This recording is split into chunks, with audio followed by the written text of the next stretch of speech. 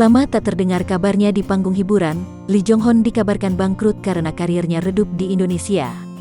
Terlebih kabar bangkrutnya Lee Jong Hon itu setelah ia memberangkatkan istri dan mertuanya ke Korea Selatan untuk operasi plastik oplas. Lee Jong Hon buka suara. Ia membantah kabar dirinya bangkrut usai memberangkatkan istri dan mertuanya ke Korea Selatan untuk oplas.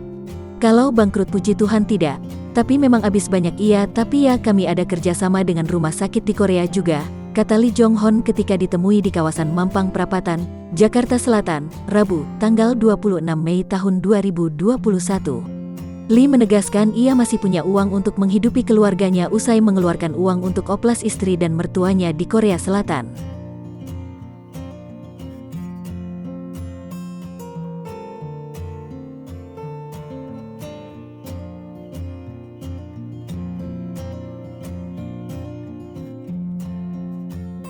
Kalau bangkrut tidak mungkin kita beli mobil dan ini itu. Mungkin berkurang ya tabungan, dalam arti dipakai oplas. Cuma santai gak ada bangkrut, ucapnya. Tak hanya beli mobil, pria berusia 34 tahun itu juga masih bisa memperkerjakan dan menggaji semua karyawan yang bekerja dengannya dan sang istri.